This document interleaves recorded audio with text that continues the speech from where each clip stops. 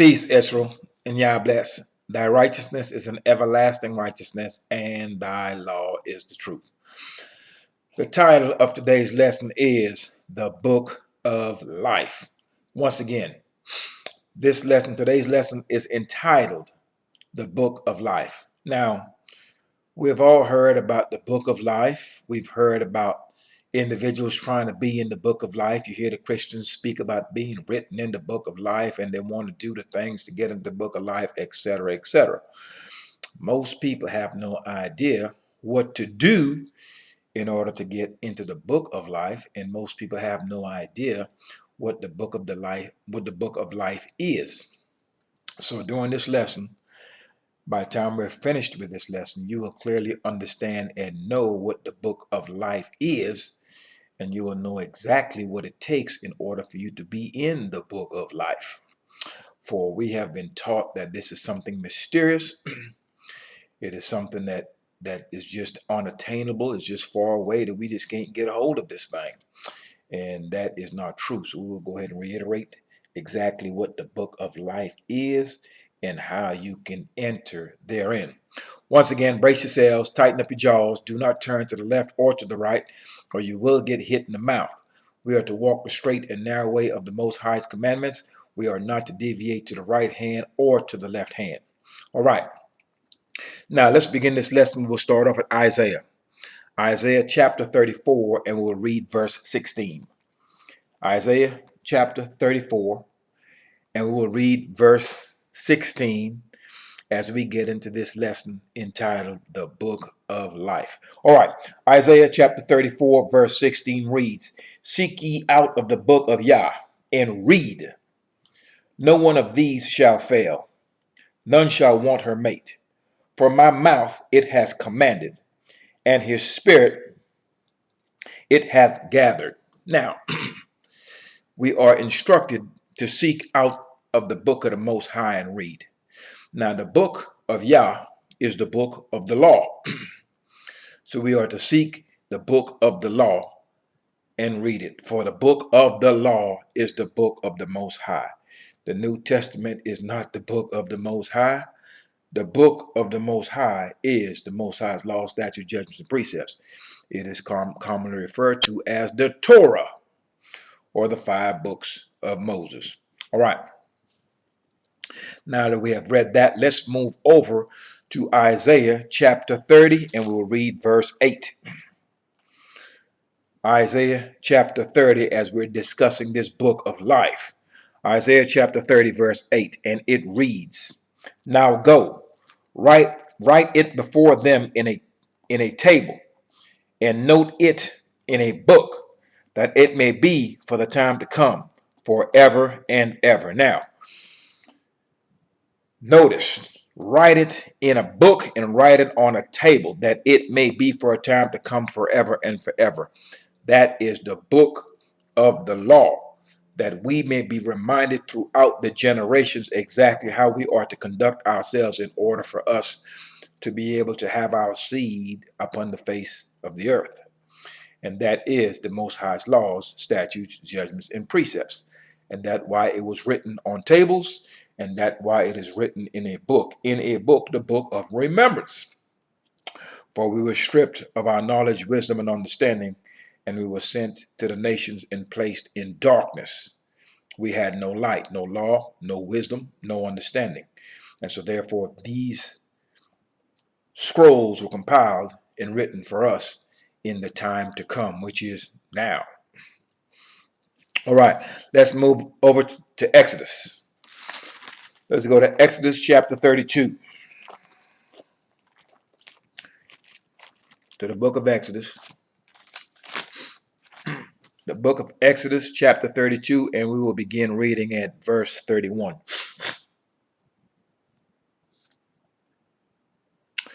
And verse 31 of Exodus chapter 32 reads, "And Moses returned unto Yah and said, O this people have sinned a great sin, and have made them gods of gold," i.e., the crosses of gold around your neck and of silver. These sorts of things we were doing, graven images. Verse 32, "Yet now, if thou wilt forgive their sin, and if not, blot me, I pray thee, out of thy book which thou hast written. The book that the Most High has written is his law. Verse 33. And Yah said unto Moses, whosoever has sinned against me, him will I blot out of my book. So what this is reiterating to anyone that's listening and to anyone that has read these scrolls carefully and has an understanding of them is that you can only pay for your own errors. So therefore, Moses was making an intercession for the people, telling the Most High, blot me out if you will not forgive these people. And the Most High is saying, him that sins against me, it's the sinner that I'm going to punish. No man can step in his stead. Every man will die for his own sin, as specifically written in Deuteronomy chapter 24 and in the book of Ezekiel. So no one can come up and step up and say, you know what, I'm going to die for this man. I'm going to take on all of his sins. Every man and woman die for their own sins at all times. So no one can die for you. And certainly no one can come and die in your stead. It is against the Most High's laws, statutes, judgments, and precepts. So as Moshe said to blot me out, the Most High said, no, him who sins against me, him will I blot out. And that simply means anyone that walks against the Most High's law, statutes, judgments, and precepts. And that is the book that was written by the Most High. And that is the book that Moshe was commanded to teach to the children of Israel. That Torah, that instruction, that law. All right, let's move over to the book of Daniel. And we will turn to Daniel chapter 12.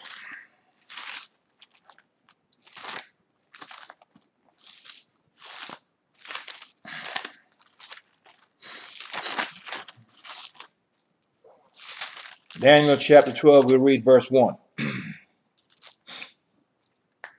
And Daniel chapter 12, verse 1 reads, and at that time shall Michael stand up, the great prince which standeth for the children of thy people. And there shall be a time of trouble, such as never was since there was a nation, even to the same time. And at that time thy people shall be delivered, every one that shall be found written in the book. All right. Everyone that shall be found written in the book. Now, the ones that's going to be delivered, as the Most High has made it plain, will be those who love him. And the ones that love the Most High are the ones that adhere to his instructions, that walk within his laws, statutes, judgments, and precepts. Those will be the only people delivered out of tribulation and out of trouble. So, in the time of trouble, he who will be delivered will be he who is of a contrite spirit, that will walk lockstep with the Most High, will be in observance and obedience to his laws, statutes, judgments, and precepts. That man will be delivered. Verse 2 of Daniel chapter 12. And many of them that sleep in the dust of the earth shall awake. That is many of those who are in the congregation of the dead, that know not the Most High's laws, statutes, judgments, and precepts, and walk not in it. Once again, and many of them that sleep in the dust of the earth shall awake, some to everlasting life. Those who are awake, understand the law, are able to read it and understand it, and will walk lockstep with it, will take a hold of it, and will do it, and will teach it to their children. And some to shame and everlasting contempt.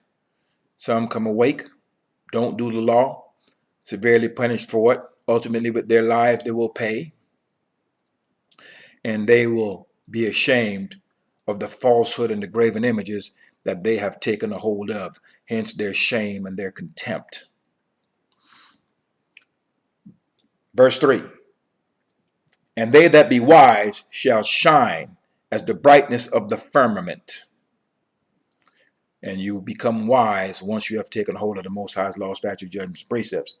And they that turn many to righteousness as the stars forever and ever. In other words, there will be men of the house of Israel that's scattered throughout the diaspora who will stand up and will teach the Most High's law, statutes, judgments, and precepts, as I do here. There are many of us that are doing it. and we are going to turn those people, or we're not going to turn them, but what we're going to do, we're going to encourage them to walk in the way, and we're going to strengthen them by means of the words of this law, that they may consider their ways and their doings and make them good, and that will turn to the Most High's righteousness and thus save themselves and save and deliver their house. All right. So we have covered the book of Daniel, chapter 12. We have read verse 1 through verse 3. So we understand clearly that we're dealing with the book of the law. Now let's move down to verse 4. And verse 4 of Daniel chapter 12 reads, "But thou, O Daniel, shut up the words and seal the book, even to the time of the end. Many shall run to and fro, and knowledge shall be increased." So shut up the book. Many shall run to and fro.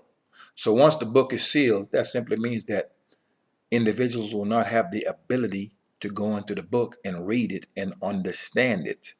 So there had to be a time when the Most High would pour out his Spirit upon the children of Israel, that we will be able to go through these scrolls and read it and understand it. However, during the time of our punishment, we were not allowed to see. We were not allowed to understand. Because if that was the case, then some of us might have saved ourselves earlier, but we were so stiff-necked and so stubborn, and we were so rebellious, that this thing has been before our very face for all this time, and yet we did not know it was there. And when we read it, we didn't understand it, and our hearts never cared to understand it. And that is a testament to the Most High's word, that he would have made us deaf and blind to where we would not know who we are, and we would not know who he is, and we did not even have the desire to know. We simply took a hold of falsehood, hook, line, and sinker, without ever investigating where did this Christianity come from? Who is this JC? How does this relate to our people? We never considered to question that which we were taught, for we lacked the knowledge, wisdom, and understanding by which to contend with those who have captured us. However, it's a new day. The Most High has poured out his Spirit upon us, and now we can go into the book that was once sealed, and we can read it and we can understand it. All right, let's turn to Isaiah chapter 29. Isaiah chapter 29, and we will start off with verse 10. And verse 10 of Isaiah chapter 29 reads, "For Yah hath poured out upon you the spirit of deep sleep, and hath closed your eyes. The prophets and your rulers, the seers, hath he covered." So the Most High has poured out his spirit of deep sleep. Keep in mind that death is a state of deep sleep. So we have been in the congregation of the dead, in a deep sleep, in a trance, if you will. Verse 11, "And the vision of all is become unto you as the words of a book that is sealed." Once again, we're dealing with this sealed book that we could not understand. "Which men deliver to one that is learned, saying, Read this, I pray thee. And he saith, I cannot, for it is sealed." So the book was sealed. The house of Israel, we were unable to go into this book and make any sense of it, for we had rejected it. And once we had rejected knowledge, and we have rejected truth, which is the Most High rejected us. Thus we were left to our own devices. And thus we have been walking in our own delusion thus far. Verse 12, "And the book is delivered to him that is not learned, saying, Read this, I pray thee. And he saith, I am not learned." And we're reading to verse 14. Verse 13 reads, "Wherefore, Yah saith, For as much as this people draw near me with their mouth, and with their lips do honor me, but have removed their hearts far from me, and their fear towards me is taught by the precept of men." So the children of Israel will profess God this and God that. I love God and God this and God that. They may profess that with their lips. But remember, as it pertains to honoring the Most High, it's not about your mouth. It's about what you do. These commandments that we were given are to be done, not to be spoken. These are actionable things that we have to do in order for us to deliver ourselves. So it's not about just saying, I love the Lord and I believe in God and all of these other things that many of our people are saying all the time. They're honoring the Most High with their mouth, but their hearts and their actions are far removed from the Most High, because they do not walk in his law, statutes, judgments, and precepts. And thus they're being busted in the head each and every day for it. And they are confused and baffled as to why these evils befall them. Verse 14, therefore, behold, I will proceed to do a marvelous work among this people, even a marvelous work and a wonder. For the vision of their wise men shall perish, and the understanding of their prudent men shall be hid. All right, the wise men, the intelligent men, the prudent men, the men that will actually think a thing through. Your scholars, your leaders, etc. The Most High said he will do a marvelous thing. He's going to strip them. Okay, it was going to perish. Their knowledge, wisdom, and understanding was going to perish. And we can see clearly where that has happened. He has removed all of the leaders, all of the so-called leaders of black people who actually tried to really lead them. They've been killed. He has removed them. All of our so-called wise men, they're gone. All of the ones that actually tried to stand up on our behalf in any of these nations that we have been scattered in, those men have been murdered. They have been killed.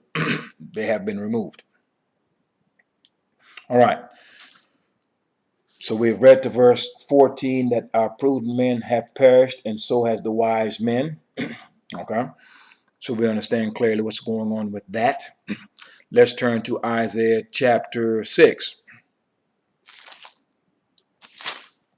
Isaiah chapter 6.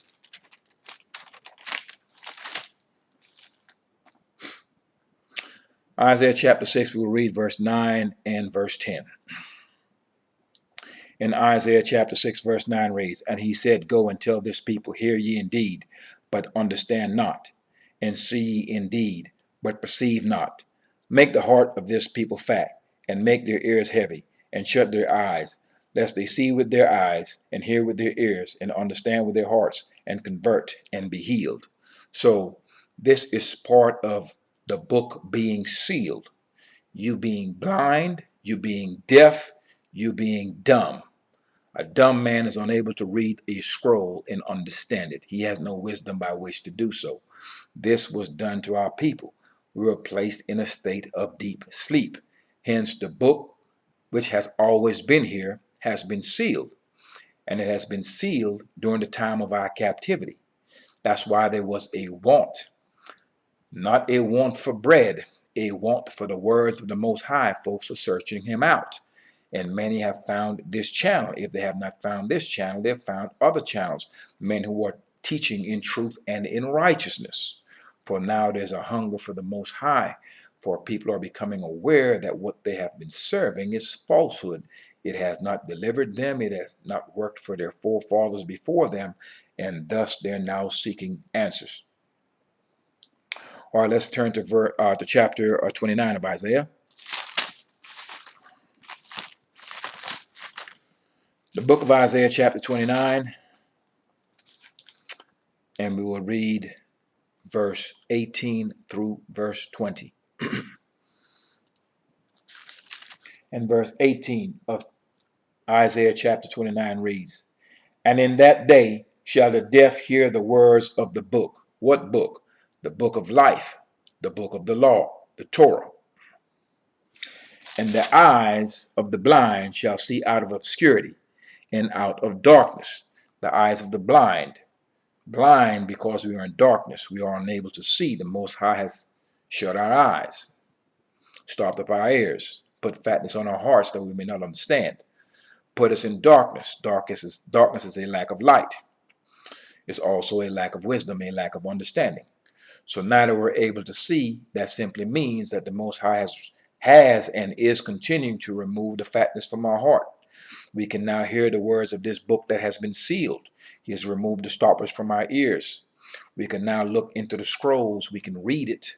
We can see it, we can understand it because he's moved the blindness from our eyes. So what we are now doing, we're walking with the Spirit of the Most High upon us, and we have taken hold of what is life. That is this law. Verse 19, the meek also shall increase their joy in Yah, and the poor among men shall rejoice in the Holy One of Israel. Verse 20, for the terrible one is brought to naught, and the scorner is consumed, and all that watch for iniquity are cut off. So all those who take part in all manners of wickedness and sinfulness, they're cut off. What does cut off mean? They're killed. So as righteousness becomes the thing of the earth, and that becomes the governing body of the earth, the Most High's law, statutes, judgments, and precepts, this book, then you will see that the righteous will rise up against the unrighteous. And the unrighteous is going to have a hard time maneuvering because he's going to be surrounded by righteous individuals. And if he utters something that's unrighteous or does anything that's unrighteous, he will pay for it. At the present time, everyone is unrighteous. And when a man speaks of something that is righteous or speaks of righteousness, the unrighteous wants to rise up against him or wants to shun him or can't stand him. They hate him that rebuketh in the gate. So right now, they can't stand you. They can't stand the sight of you coming because you walk in the Most High's law, statutes, judgments, and precepts. You are one to expose their own wickedness, so they don't like you for that. However, as the Most High begin to remove them as toe and start to kill those who walk in unrighteousness and strengthen those who walk in righteousness, we will see a reversal of roles. All right. So we understand clearly that the house of Israel has been blind. They have been unable to see, and unable to see what? They have been unable to see and understand the book of life, which is the Torah, which is the book of the law. It is right here by your bedstand, right there in your car. You have just not been able to understand it. All right, let's turn to the book of Deuteronomy. Book of Deuteronomy, we'll turn to chapter 6.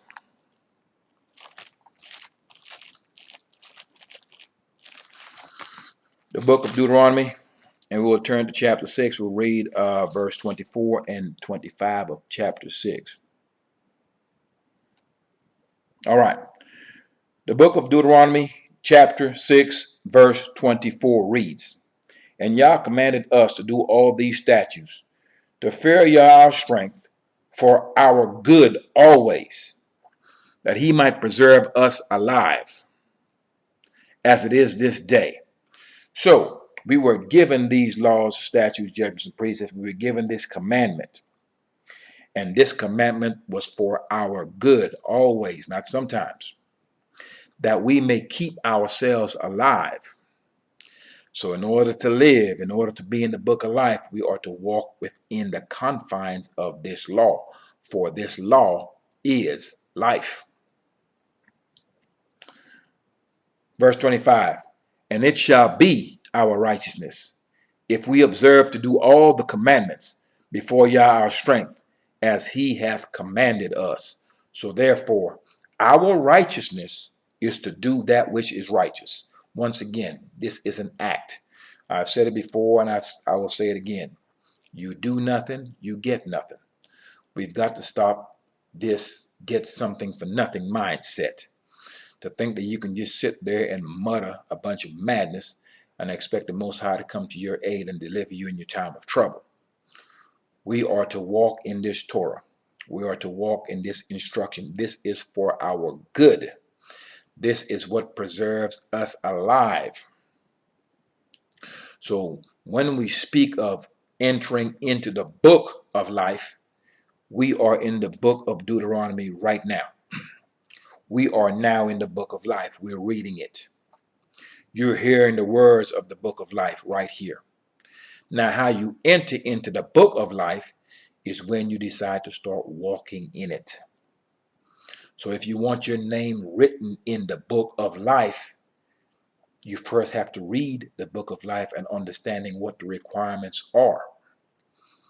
And once you understand exactly what those requirements are, and then you decide to walk in it, there you have it. You are now in the book of life. You have now done all the prerequisites to ensure that you can preserve yourself and preserve your seed.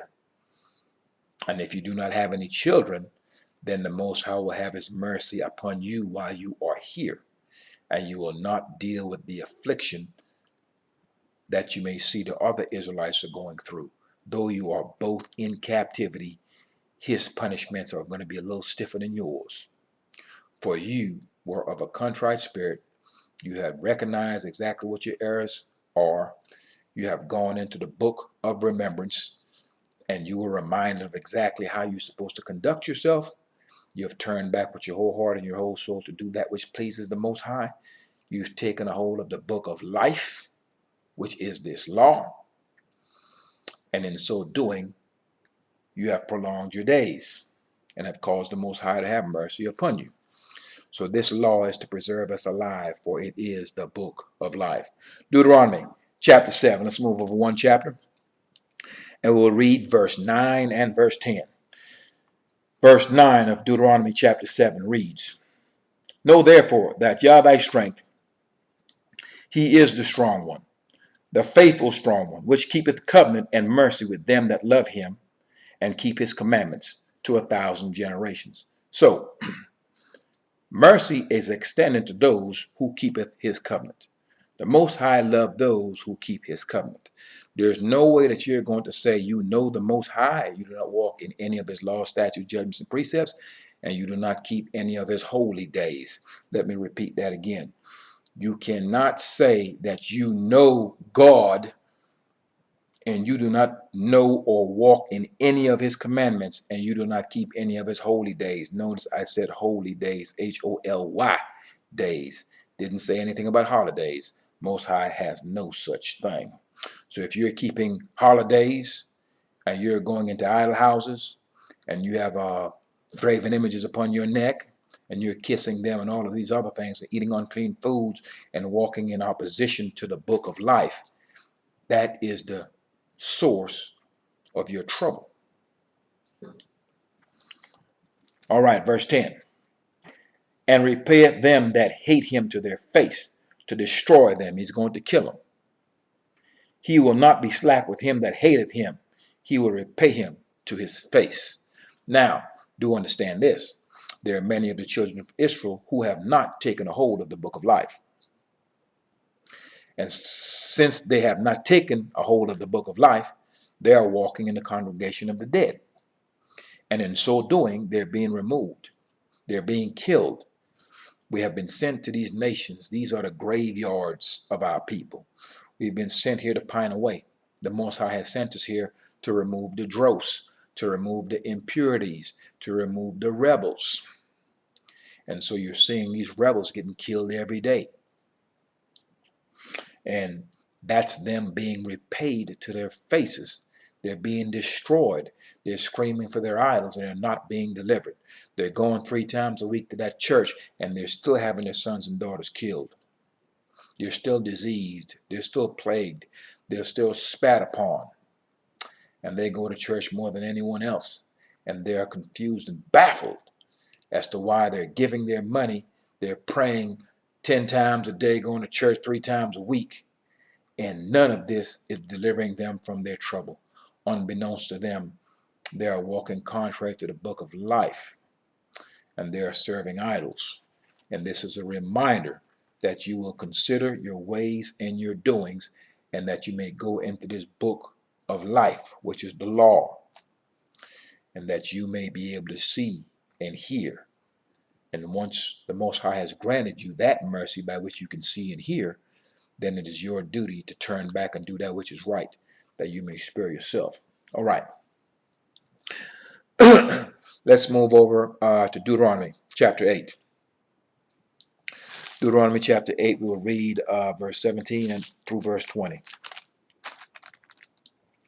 Deuteronomy chapter 8, verse 17 through 20.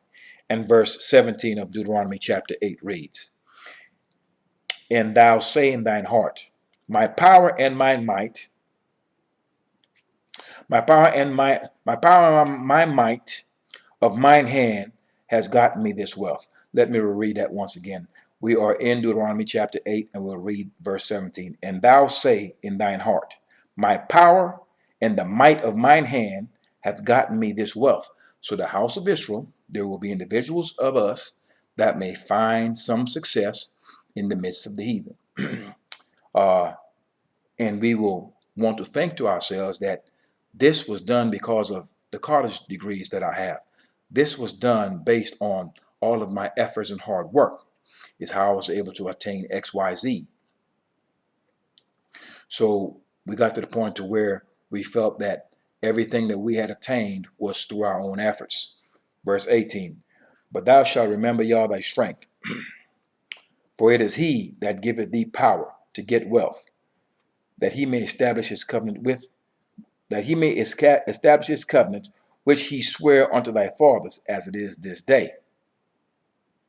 Verse 19, and it shall be, if thou do at all forget Yah thy strength, and walk after other idols, or walk after other gods, lowercase idols, and serve them and worship them, I testify against you this day, that ye shall surely perish. As the nation which Yah destroyeth before your face, so shall ye perish, because ye would not be obedient unto the voice of Yah thy strength. So we should not get to the point to where we have attained a level of success, then all of a sudden we start crediting ourselves for what we have done. Certainly, it's not handed to you. You have to put forth some effort in order to be successful at anything that you're doing. However, it is the Most High that strengthens you, by which you can achieve these levels of success. So should we start to forget the Most High, who has blessed us and has allowed us to achieve and attain these levels of success, regardless of what those levels may be, should we forget to thank the Most High for these things and acknowledge that it was by his hand that we were able to do them, then we will utterly perish. He will destroy us just like he did the nations that were before us. So we are to be mindful that we are to count our blessings, and we are to always give thanks and praises to the Most High for our achievements.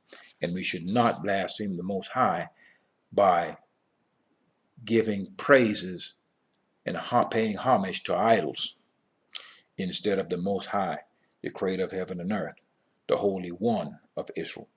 All right, let's go ahead and move over to Deuteronomy chapter 10. Deuteronomy chapter 10, and we'll read verse 12 through 16.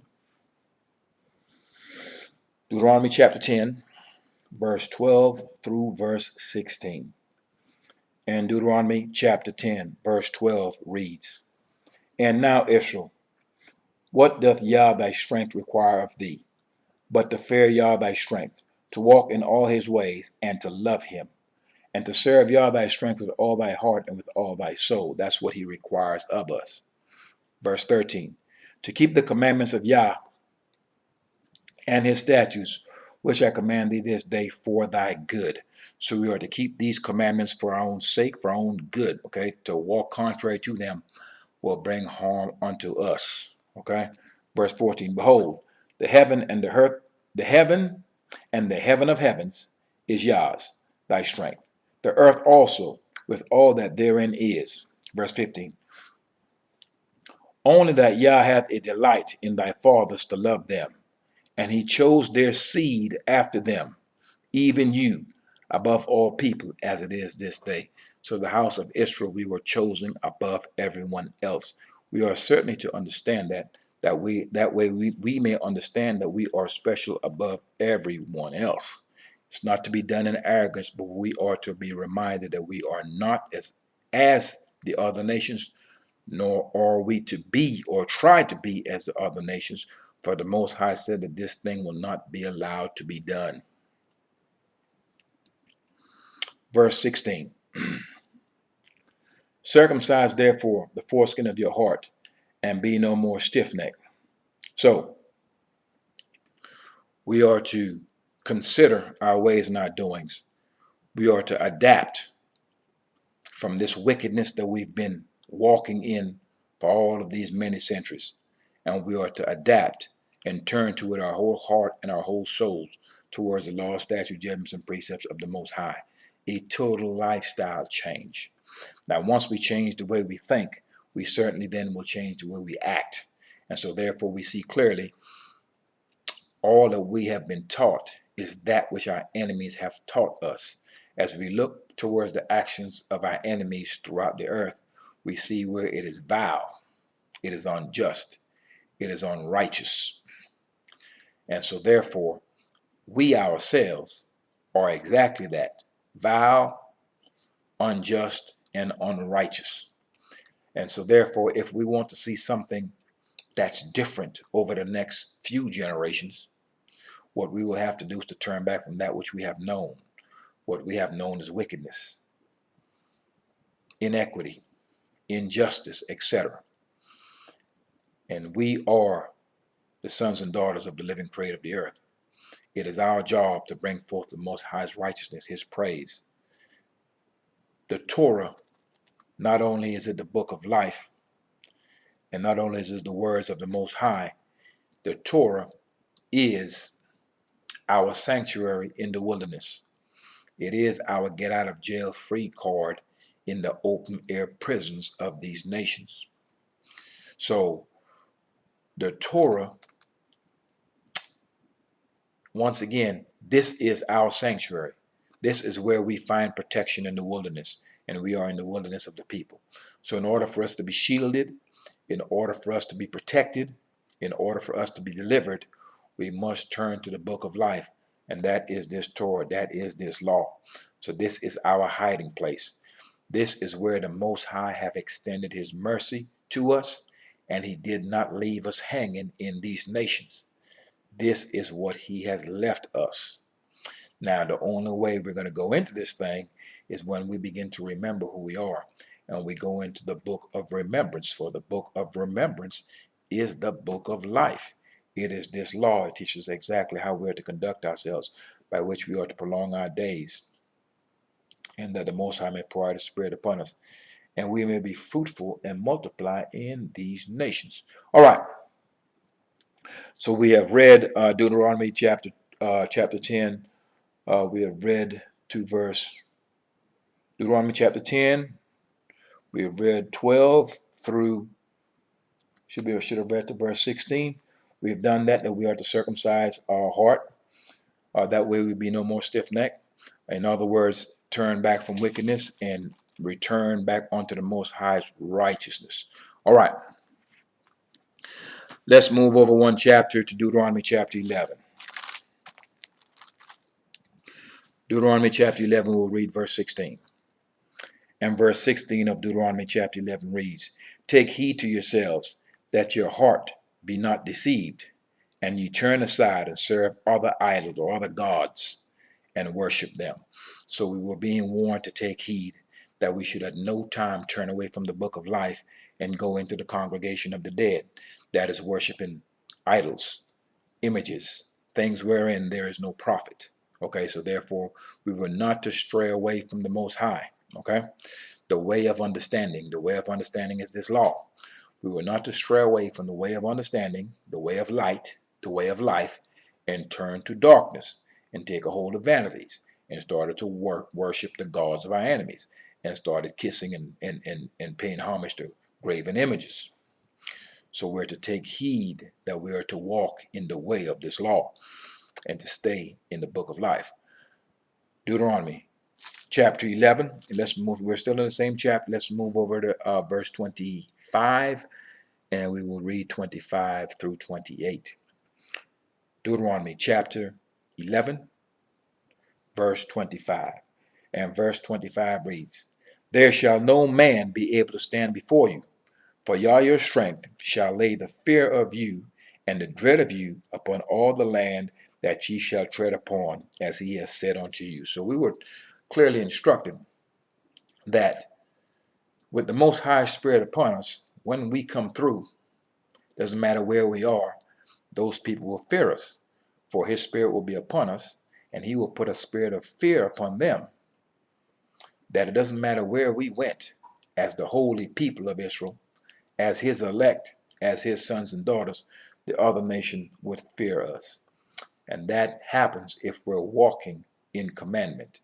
Once we turn our back against commandment and we decide we don't want to walk in the book of life, we want to go ahead and join the congregation of the dead and do everything that's counterproductive to our own hurt.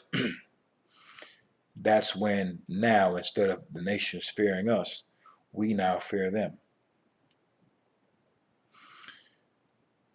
Verse 26, behold, I set before you this day a blessing and a curse.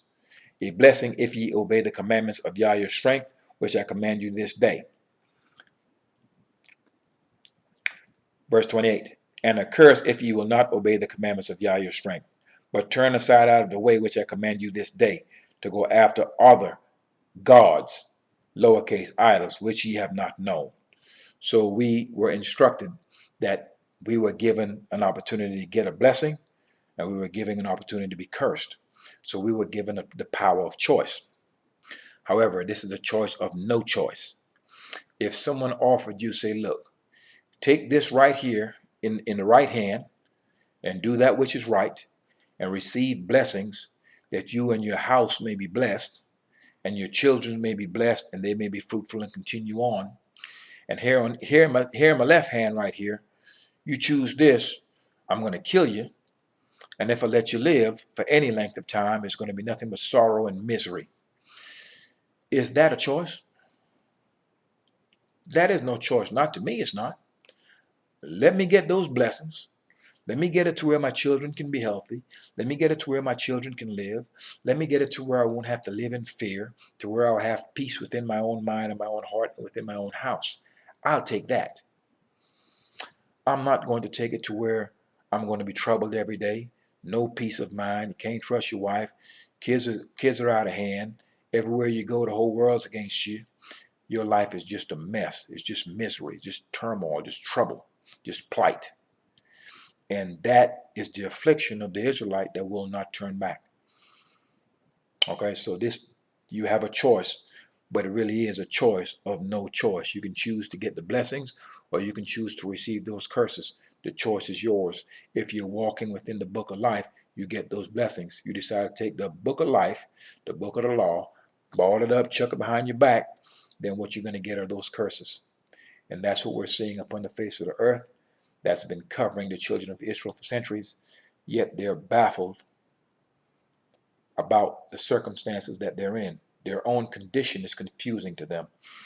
And this is why a channel such as this exists. This is to ensure that the children of Israel at least have an understanding of why their circumstances are exactly what it has been and what it is.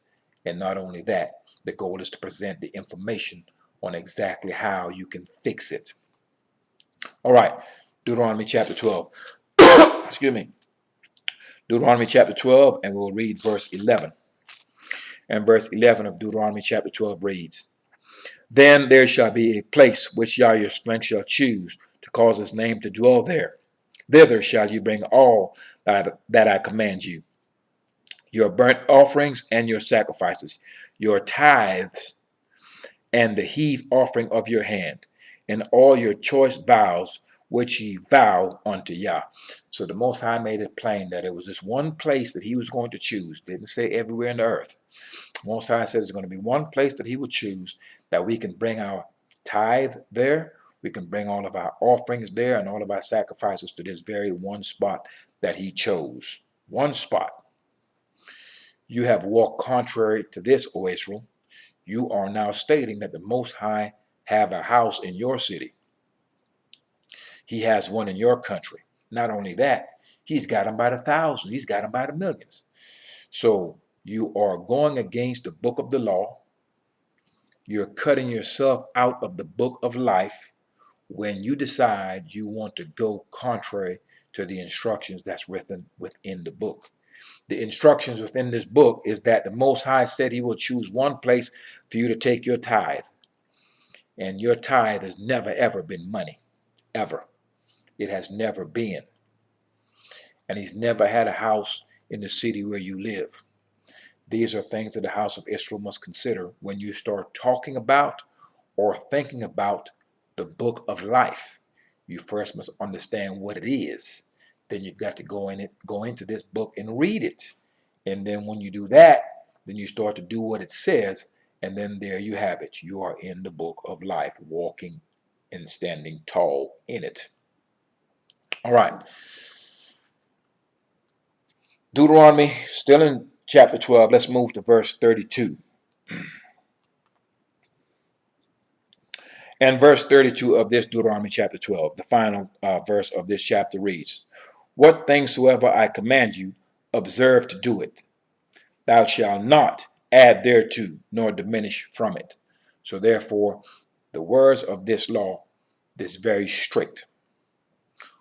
We were given a specific commandment that we have just read, that in order to be in this book of life, we're not to take away anything from it. We're not to add anything to it. Somehow you've allowed someone to tell you there's something called a New Testament. Something that is new means that you have added something here. You have broken the commandment of the Creator.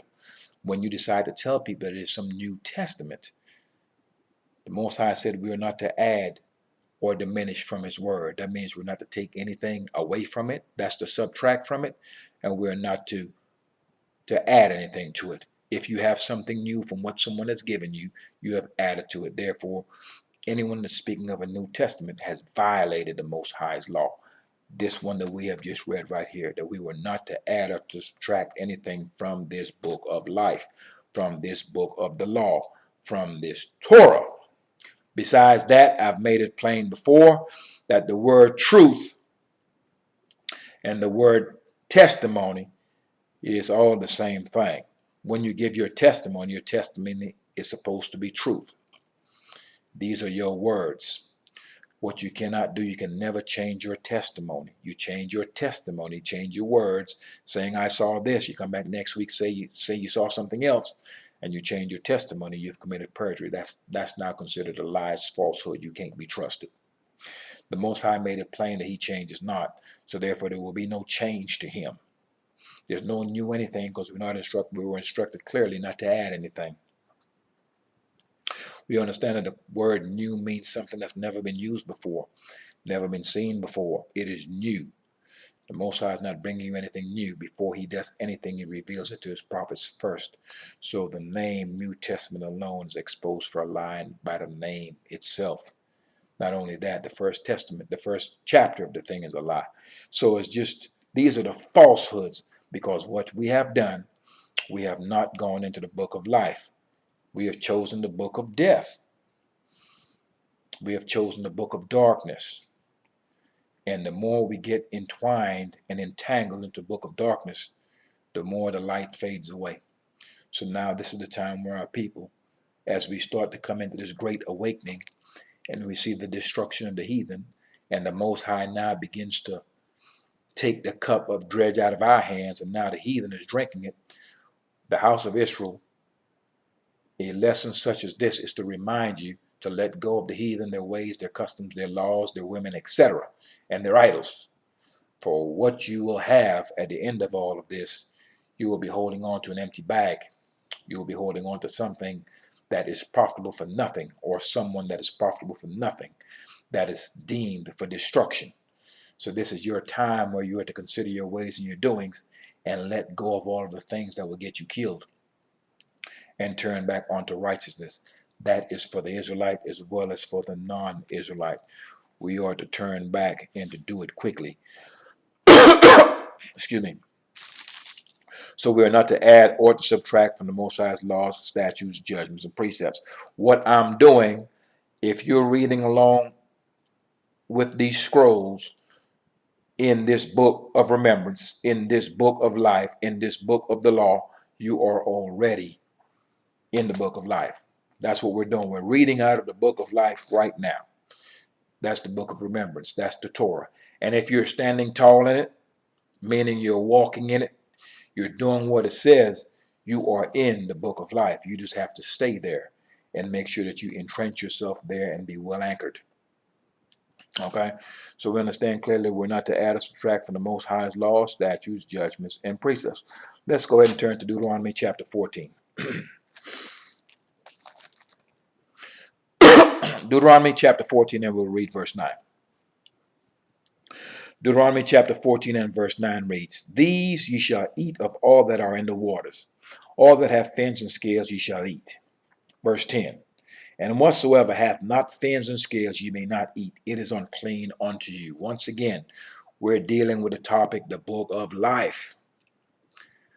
So the book of life tells you exactly what it is you need to do by which to live, by which to preserve yourself and your seed.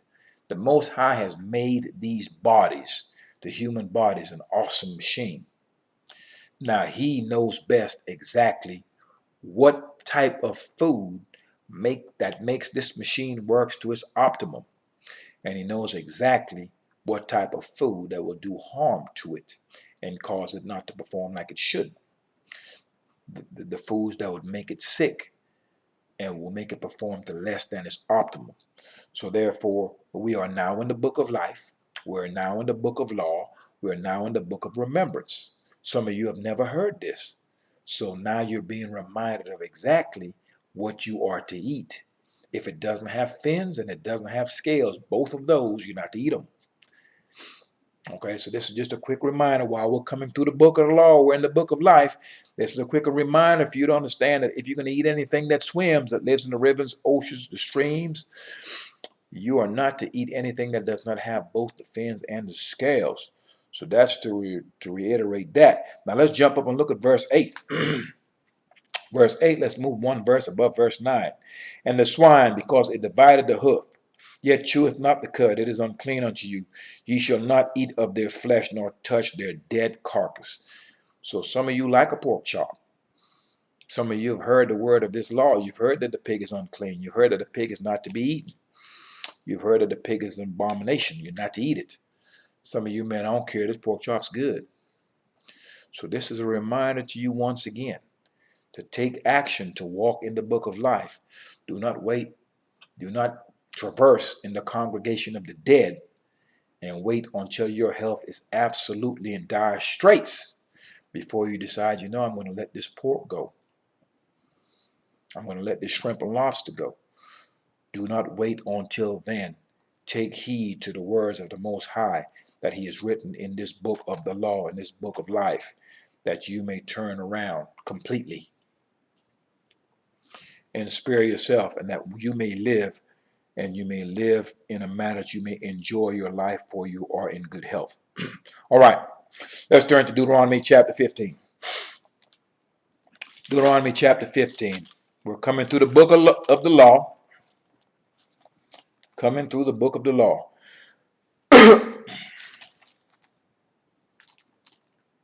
All right. Actually, let's go to Deuteronomy chapter 16. Chapter 16. Deuteronomy chapter 16. 1 second. All right, let's go to 15 first. Let's go to 15. Deuteronomy chapter 15. Let's read verse 11. Since we're coming through the book of the law, sometimes we hear some lies and we don't even know it's a lie. But we can verify something is a lie when we go look at what the truth is. All right, let's Deuteronomy chapter 15, and we'll read verse 11. For the poor shall never cease out of the land. Therefore I will command thee, saying, Thou shalt open thy hand wide unto thy poor, or unto thy brother, to thy poor and to thy needy in thy land. So therefore you will hear many a times that your government may speak of eradicating the poor, the war on poverty. We'll try to take the poor away. Now look, and if you donate XYZ amount of money, it goes to the poor. We're trying to eradicate poverty in the nations. The Most High is letting you know clearly right here, there will always be poor. The poor will always exist. I don't care what nation they're in. However, if you as a righteous individual is doing right by the poor will be okay. In other words, stop giving your money to these individuals who are not Levites. Stop giving your money to these individuals. There is no temple by which to pay workers. They have no need to collect any money from you. They cannot validate that they are Levites. And the Most High doesn't have a standing temple. So therefore, no one should be giving someone some money, talking about you giving some tithe. We have read earlier that the tithe was given in one place. And that place is in Jerusalem. None of us are there right now. We are dispersed throughout the earth. There is no standing temple by which you are to take your tithe. Stop giving away your money to individuals. What you do is you take your money and you give it to the poor, for there will always be poor and there will always be needy in whatever land that you live in. And we are to cater to and to tend to them and to open our hands wide unto them. Stop giving people money that are lying to you, deceiving you, causing you to walk in the way of the dead, the congregation of the dead. And they're already wealthy, just taking advantage of you by fleecing you of your monies. All right. Deuteronomy chapter 16. Let's move over to 16. Deuteronomy chapter 16, we will read verse 20. And verse 20 reads, "That which is altogether just shall thou follow, that thou mayest live and inherit the land which Yah thy strength giveth thee." We are to follow that which is altogether just, that which is altogether right, or that which is altogether righteous. We shall not follow that which is unjust, which is unrighteous, which is unholy. In other words, that which is wicked. So if we're to follow that which is altogether just, that would be the Most High's law, statute, judgments, and precepts. And to follow that, you have to be walking in the way of life. I hope that makes sense to you. So we're to follow that which is just. Okay? Let's move over to Deuteronomy chapter 30. Deuteronomy chapter 30. And we'll read verse 11 through verse 20. Deuteronomy chapter 30 and verse 11 reads, "For this commandment which I command thee this day, it is not hidden from thee, neither is it far off. It is not in heaven, that thou shouldest say, Who shall go up for us to heaven, and bring it unto us, that we may hear it and do it? Neither is it beyond the sea, that thou shouldest say, Who shall go over the sea for us, and bring it unto us, that we may hear it and do it? But the word is very nigh unto thee, in thy mouth and in thy heart, that thou mayest do it. See, I have set before thee this day life and good, death and evil." Now, so the Most High is making it plain that when he put these commandments before us, we had a choice. Life and good, death and evil. Really simple. This is the book of life that we were given. Verse 16, "In that I command thee this day to love Yah thy strength, to walk in his ways, and to keep his commandments, and his statutes, and his judgments, that thou mayest live and multiply, and Yah thy strength shall bless thee in the land whither thou goest to possess it." So we will be blessed if we're walking in this law. We will live prosperously if we walk in this law, for this law is our life. This is the book of life right here for us to see. And verse 17, "But if thine heart turn away, so that thou wilt not hear, but shall be drawn away and worship other gods, lowercase idols, and serve them, I denounce unto you this day that ye shall surely perish, and that ye shall not prolong your days upon the land." He's going to kill you. Whether thou possessest over Jordan to go to possess it. So we understand clearly that if we decided to turn our backs on this book of life and do the things that would be harmful unto us, the Most High is saying he's going to kill us. Whether thou passest over, he says clearly at the latter part of this verse, whether thou passest over Jordan to go to possess it. So when we went into the land, if we were going to take these idols with us and have these idols in our hearts, and we're going to go down there and do all these foul things, he was going to remove us off the land. He was going to kill us. Should we go on there and turn our backs on him, he would no longer prolong our days, and we certainly would not have any protection. Verse 19, "I call heaven and earth to record this day against you, that I have set before you life and death." I'm going to read that one more time for effect, so that you understand. Every time you come into this Torah and you're reading this book of remembrance, you are reading the book of life. This is your life, O Israel. Verse 19. I call heaven and earth to record this day against you, that I have set before you life and death, blessing and cursing. Therefore choose life, that both thou and thy seed, your children, may live, that thou mayest love Yah thy strength, and that thou mayest obey his voice, and that thou mayest cleave unto him, for he is thy life, and the length of thy days, that thou mayest dwell in the land which Yah thy strength swear unto thy fathers, to Abraham, to Isaac, and to Jacob, to give them. Notice, father to son to son. Generational, same Y chromosome, same people. From father to son, family. There is no grafting into another man's genetics.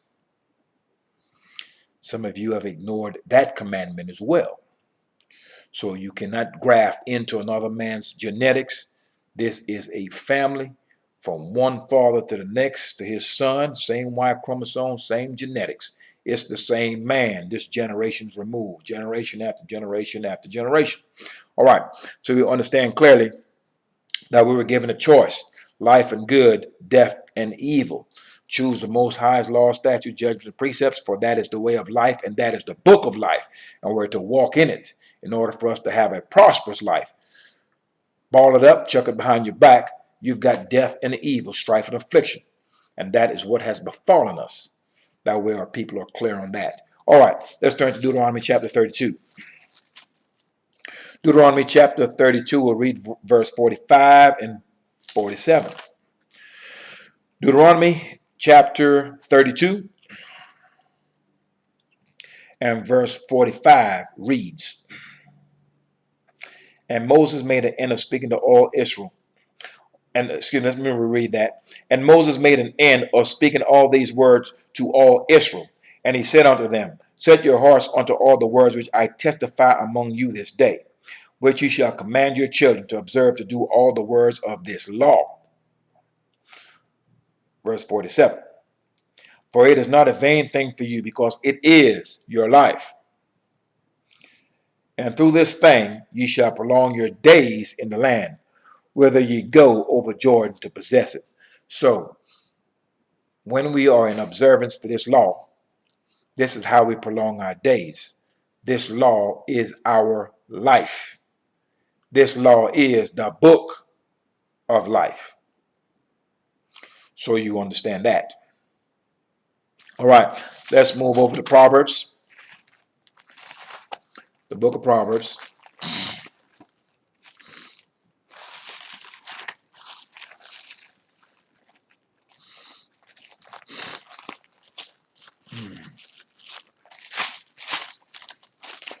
Proverbs chapter 6. Proverbs chapter 6, and we'll read verse 23. Most of you already know that we're going here. And verse 23 of Proverbs chapter 6 reads, for the commandment is a lamp. A lamp illuminates. And the law is light. Light allows one to see in darkness. And reproof of instructions are the way of life. Those reproofs are corrections. So therefore, the book of the law is nothing but a book of life. It tells you exactly how you are to conduct yourself in life, to have and to reap the best rewards of that life. You understand exactly what to eat, how to act, how to pray, what to wear, etc., etc., how to treat other people. So once you understand the book of law or the book of life, then you can navigate through life using those laws, statutes, judgments, and precepts as your protection. They are protective barriers. Keeps you from going off the rails and getting yourself hurt. So this teaches you how to conduct yourself in your life, that you may get the best out of life. Once you decide to do things that's contrary to the book of life, then what you have now done, you've stepped into darkness. you are now in the congregation of the dead, and thus your life becomes tougher. Your strife and your affliction increases. So this is one way for you to understand clearly how to avoid these traps and snares. You're simply to turn to the book of life, read it, seek ye the book of the Most High, which is this law. Read it, and once you have read it and you understand it, you stand up in it and you walk in it and you live it. And most importantly also, you teach it. Because that is key. We must teach the laws of the Most High. Make sure that you are teaching this law once you've gotten a clear understanding of it. That way your light may shine to those in darkness wherever you may be. That which you have learned, do understand that what the Most High have allowed you to see and understand is not for your sake and your sake alone. There are others who would love to hear from you, that would love to hear the words of the Most High, that's looking for it, that's thirsting for it. And they have not gotten it yet because you have not stood up in your lot and done your job. So remember to do your part, for we are to bring forth the Most High's righteousness to the nations, as well as to the children of Israel, that they may turn back and do that which is right in the sight of the Most High. Now let's turn to Proverbs chapter 19. Proverbs chapter 19, and we'll look at verse 21. And verse 21 of Proverbs chapter 19 reads, "There are many devices in a man's heart. Nevertheless, the counsel of Yah, that shall stand." So a man has all types of devices in his heart. 9 out of 10 times those devices are wicked devices. But regardless of what a man may think, feel, or do, or believe, the counsel that's going to stand is the Most High's counsel. So when you hear the counsel of Paul, Luke, Mark, and all these other Europeans in the back, you have to ask yourself, well, whose counsel is going to stand? The Most High said his will stand. So therefore, what I'm going to do is I'm going to stand with the counsel of the Most High. And I can find that in the book of life. I can find that in the book of the law and the prophets. Once again, Matthew, Luke, John, Mark, and all these other Europeans in the back, which are nothing but Roman Catholics. They are not prophets. They are not Israelites. Never have been. And the Most High did not release anything, did not show any visions to any of those men. You want the book of life. You want to hear the words of the Most High. You're going to find that from Genesis to Malachi. And once you decide to go outside of that boundary, then you have literally put yourself in danger. You're walking in the congregation of the dead. Darkness befalls you. All right, let's move to the book of, let's still stay in our Proverbs. Let's move to verse 23 of Proverbs chapter 19 before we move on to Ecclesiastes. Proverbs chapter 19 verse 23, and it reads, "The fear of Yah tendeth to life." Let me read the first part of that verse one more time. The fear of Yah tendeth to life. Keep in mind, the fear of Yah causes one to walk in his commandments. Once you walk in his commandments, now you are afforded his protection. Because you fear him, you obey him. And he that hath it shall abide satisfied. So those who walk in the book of life, those who take a hold of the Most High's commandments and do it because of their fear for him and of him, that person will be satisfied. And the latter part of that verse reads, "He shall not be visited with evil." So there's evil befalling Israelites left and right. But it states here that if you fear the Most High, it tendeth to life. Gives you wisdom, gives you understanding, and lengthens up your days. You will abide satisfied. You will not be visited with evil. So if you want to get the evil off you, what you have to do is you're going to have to abide in the Most High's law, statutes, judgments, precepts. You're going to have to walk in that light. You're going to have to take a hold of that book of life, which is the law. And once you do that, then the Most High will not send evil after you.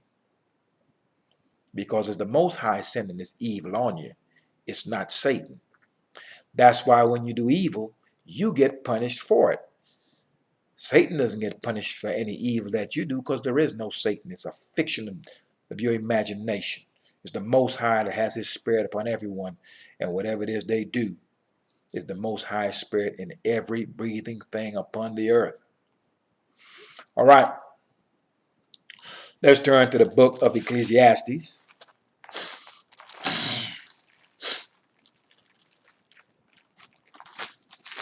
All right, the book of Ecclesiastes, and we're going to look at we will look at chapter 12 of the book of Ecclesiastes.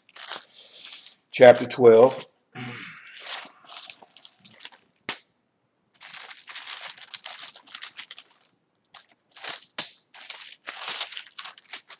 All right. The book of Ecclesiastes, chapter 12, we'll read verse 13 and verse 14. And verse 13 of Ecclesiastes, chapter 12 reads, "Let us hear the conclusion of the whole matter. Fear Yah, and keep his commandments, for this is the duty of man." That's all men and women, regardless of your nation. Verse 14, "For Yah shall bring every work into judgment, with every secret thing, whether it be good or whether it be evil." So whether you've done something good, your righteousness will fall upon your head. If you've done something wicked, your wickedness will fall upon your head. Let's come on back, same chapter. Let's come back to verse 7.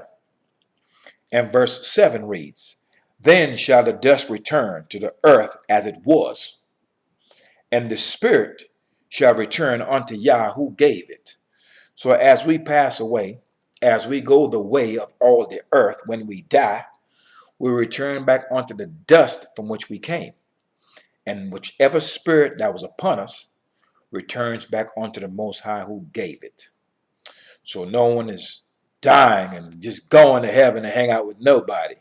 A dead man knows nothing. You live forever through your children. When you are gone, if you have a son, he is still here. He is your genetic material. He is your duplicate. He just happens to be you in the next generation. And if the Most High didn't stick it to you when you were alive, he'll stick it to you the next generation. That'll be your son. He's still getting you, just getting you in a different generation. This is to remove the thinking out of the minds of these Israelites that have this 9 lives doctrine in their head, thinking that they're going to live forever and they're going to be reincarnated and all this other nonsense that you hear. That is falsehood and a mixture of different religious doctrines. Most High did not give the children of Israel religion. We were given laws, and we're reading them right now. All right. Deuteronomy chapter 4. Deuteronomy chapter 4. Deuteronomy chapter 4, we'll read verse 1 and 2. Deuteronomy chapter 4 and verse 1 reads, "Now therefore hearken, O Israel, unto the statutes and unto the judgments which I teach you, for to do them, that ye may live,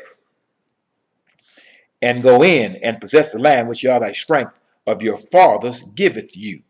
Verse 2, "Ye shall not add unto the word which I command you, neither shall you diminish aught from it, that ye may keep the commandments of Yah your strength, which I command you." Once again, you're not to add, you're not to subtract.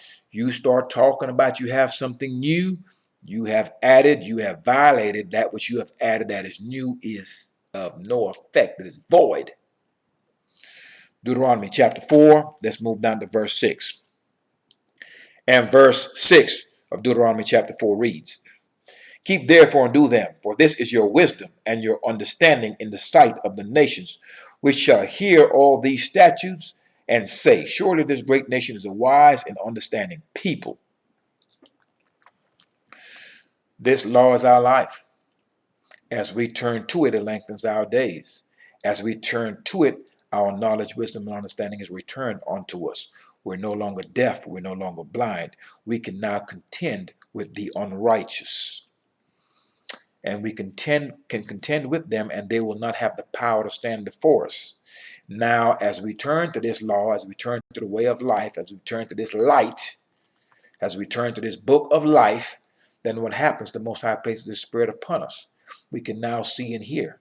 We can now contend with the lies that we've been told by our enemies. We can now contend with our enemies, to where now, instead of us cowering and hiding from them, now everything becomes the way it's supposed to be. They become fearful of us. And we stand in our lot, and we teach this righteousness to them. They have no authority to teach anything to anyone. That was given specifically to us. So therefore, us seeking to be led by them, those days are coming to an end. For we are clearly going to understand that no stranger is ever to lead us anywhere at any time. And so therefore, as we stand up in our lot as righteous people, we will not be foolish enough, blind and deaf, to allow the unrighteous to lead us. For we clearly understand what our purpose is, understanding who we are, and we can just move them aside and tell them, you have no leadership position here. You may come to learn, but you're not teaching any one of our people anything. For you have been in charge of the earth, and the earth is in gross darkness, and it's a mess under your leadership. All right. Deuteronomy chapter 4, let's move to verse 8. And this will be our last stop. Deuteronomy chapter 4, verse 8 through 14. All right. And verse 8 of Deuteronomy chapter 4 reads, "And what nation is there so great that have statutes and judgments so righteous as all this law which I have set before you this day?" What nation? America, England, France, Germany, Spain, Portugal, Greece, all those slave nations, all those nations that have murdered and killed our people. That's just some of them. They're all Christian nations that have violated our people. Which one of them have laws, statutes, judgments, and precepts like this that's in this book of life? None of them do. Verse 9, "Only take heed to thyself, and keep thy soul diligently, lest thou forget the things which thine eyes have seen, and lest they depart from thy heart all the days of thy life. But teach them thy sons and thy sons' sons." Once again, we are a bloodline of people. We teach it to our son because our son is nothing but us. You get to re-raise yourself. And then your son teaches it to his son. And so it's generations down the line. This is how we live forever. And we are to remember the laws of Moses. We are not to forget it. At no time, we're not to let this depart from our heart. That's why we're to teach it to our children. All right, verse 10. "Especially the day that thou stoodest before Yah thy strength in Horeb, when Yah said unto me, Gather me the people together, and I will make them hear my words, that they may learn to fear me all the days that they shall live upon the earth, and that they may teach their children." So we are to fear the Most High. If we fear the Most High, we walk in His commandments. "And ye came near and stood under the mountain, and the mountain burned with fire unto the midst of the heaven, with darkness, clouds, and thick darkness. And Yah spake unto you out of the midst of the fire. Ye heard the voice of the words, but saw no similitude. Only ye heard a voice." Somehow you have allowed this Roman to present to you some image of a European man, and they're stating that he died for you. If you were in the book of life, if you were reading the book of the law, you will know that that is falsehood. Some of our people have lost their minds and have presented a Afrocentric JC. He's got dreadlocks now and a tan, still alive. And so therefore, once we go into the book of this law, we understand clearly that we never saw a similitude of a man or anything, and we were not to make anything that looked anything like a man or anything that's in the earth above or beneath. Above or beneath, we were not to do it. All we heard was a voice. Somehow we have taken a hold of vanity, and somehow there's a portrait made of some European running around talking about he died for your sins. No such thing happened. We were not to do it. And once we go in violation of the Most High's commandment, which I have just read, that is to bring hurt to your own self and to your own house. And this is why we struggle so. Verse 13. And he declared unto you his covenant, which he commanded you to perform. The covenant is something that you have to do. It's not something you just sit in a seat and speak and talk. And that's what a lot of Israelites are doing. They're talking, trying to honor the Most High with their mouth, but their hearts are far removed from him, and their day-to-day actions are nothing in accordance with this law. Once again, verse 13, and he declared unto you his covenant, which he commanded you to perform. That's to do. Even 10 commandments, we know there are more than those. There are more than 10. And he wrote them upon 2 tables of stone. 2 tables of stone they were written. So that's a stone book. Verse 14. And Yah commanded me at that time to teach you statutes and judgments, that ye may do them in the land whither you go over to possess it. So, in order for us to live, we are to go over to that land. Not to that land, we're to go into this book. If we were going to be in that land that we were to go over to possess, we are to be walking in accordance with that law. That way we may receive max benefits. So, this lesson was to reiterate to the children of Israel and to the stranger that is of a contrite spirit. If you are seeking the words of the Most High and you're seeking him out, you will find the book of the law. That's the Torah. That is where you will find the instructions on how to live. If you seek to prolong your days, to live forever, meaning you expect to have a son, have children, and your children have children, and they be living throughout the many generations long after you are gone, that you may have seed upon the earth that may be able to give praises unto the Most High and bring sacrifices at his altar, etc., or to his temple. If you expect to live forever in that regard, and that's the only way in which you can live forever, because there's no such thing as one man living forever. The only person that's living forever is the Most High. We will live forever by way of our children through the generations. So if we seek to do that, we are to turn towards the Most High's law, statutes, judgments, and precepts with our whole heart and our whole soul.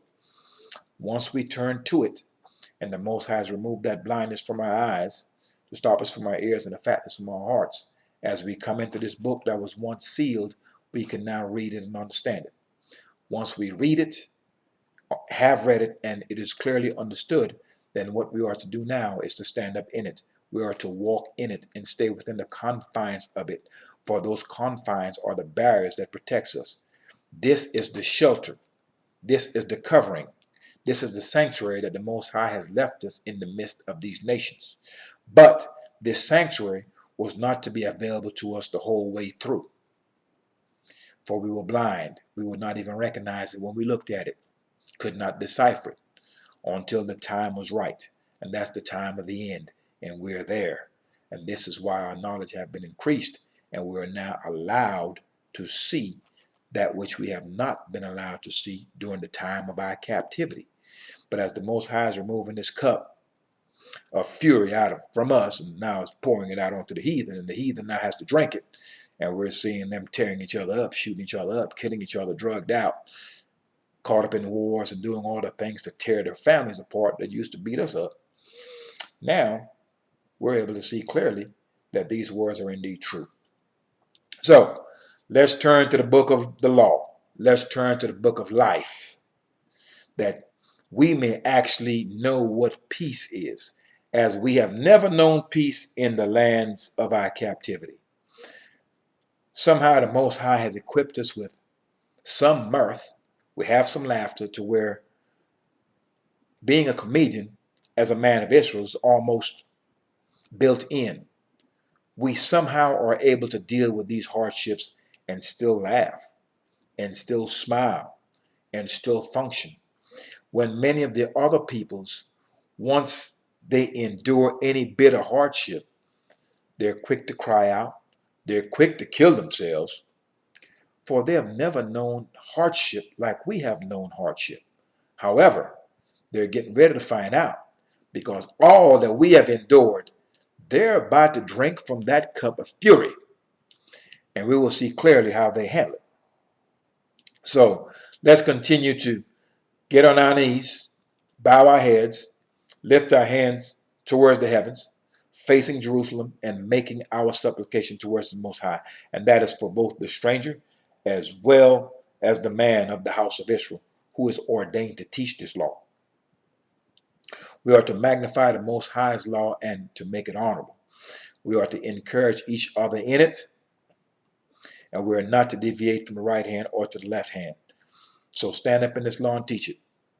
And there, if you have read with me all the scrolls that I have covered, you have just been into the book of life.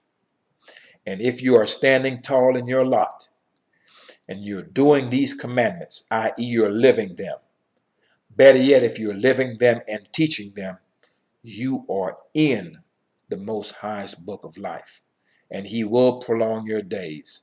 And that which is around you when you see them fall into your left hand and to your right hand, those plagues, the violence, and the evil will not come near you and your house. For you are in the book of the law, you are in the book of life. You have taken hold of life and not death. You're walking with the Most High's commandment before you. Therefore, you can see where you're going, and you will not fall victims to traps and snares. Thy righteousness is an everlasting righteousness, and thy law is the truth. Peace to the children of Israel that has taken a hold of the Most High's law, statutes, judgments, and precepts, that have sought him out, and to do that which he has commanded. And peace to the stranger that will take a hold of the skirt of a man of Israel, and that will take a hold of the law, statutes, judgments, and precepts by which the children of Israel were given at the first, and that will walk in the Most High's covenant and do that which is right in his sight. Peace, Israel, and Yah bless.